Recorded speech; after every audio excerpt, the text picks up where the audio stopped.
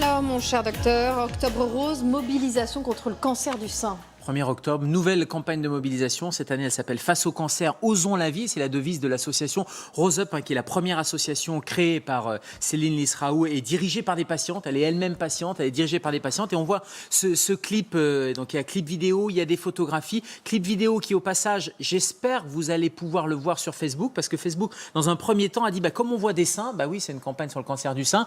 Attention, on ne va pas le diffuser, mais bon, a priori, les choses devraient s'arranger, parce que c'est une très belle campagne. 10 femmes touchées par le cancer du sein, du poumon, de la gorge, des ovaires, osent la vie, et s'affiche. En fait, c'est un détournement de publicité un peu célèbre. Alors, il y a des publicités un peu mythiques de l'époque, soit des marques de lingerie, soit des marques de sport, de lunettes, de parfums. Et puis, il y en a une particulièrement, c'est la pub Benetton. Je ne sais pas si vous vous rappelez de cette pub Benetton, on va la voir. Ça, c'est les pubs de lingerie qui ont été détournées. Ce sont des vraies patientes qui sont prises en photo. Et on voit les stigmates, regardez, sur la cuisse, on voit les stigmates du cancer, on voit des femmes avec une perruque, on voit des femmes avec un corps qui est un peu mutilé, qui reprennent des pubs comme ça. On vous adore, c'est la pub de Dior évidemment, et c'est Rose Up qui détourne cette publicité. Et l'image phare de la campagne, c'est l'image Benetton. Elle est derrière. Avec des femmes, avec 4 femmes qui sont sur cette publicité. On a la boule à zéro d'Amandine, qui est en traitement du cancer du sein, qu'on voit sur la gauche. Et puis il y a à sa gauche, il y a Leïla qui porte les stigmates d'un cancer du larynx. Et puis elle est enlacée par Reine qui est enceinte.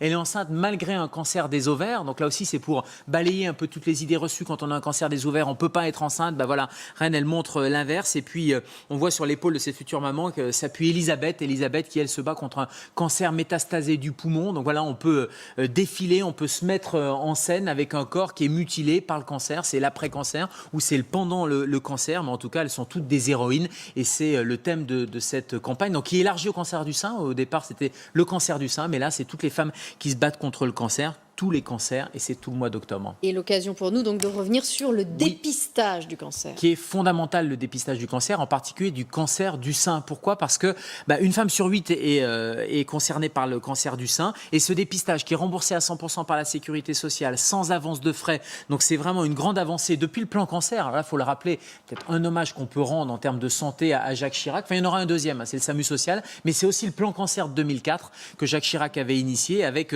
ces mammographies de dépistage. Une femme sur 8 concernée par le cancer du sein, et pourtant, malgré ce dépistage organisé, finalement, 1 sur 2 qui va faire ce dépistage. Et c'est dommage parce qu'on sait qu'on pourrait guérir si on dépistait extrêmement tôt. Si on était capable de dépister des tumeurs, par exemple, de quelques millimètres, de 2 millimètres, on sait que les chances de survie sont de plus de 90%. Et plus on attend, plus les traitements vont être lourds, vont être délabrants, vont être mutilants, et moins on a de chances de guérir. Alors qu'en utilisant le dépistage et la mammographie, on serait capable de guérir plus de 90% des cancers de quelques millimètres ou de quelques centimètres.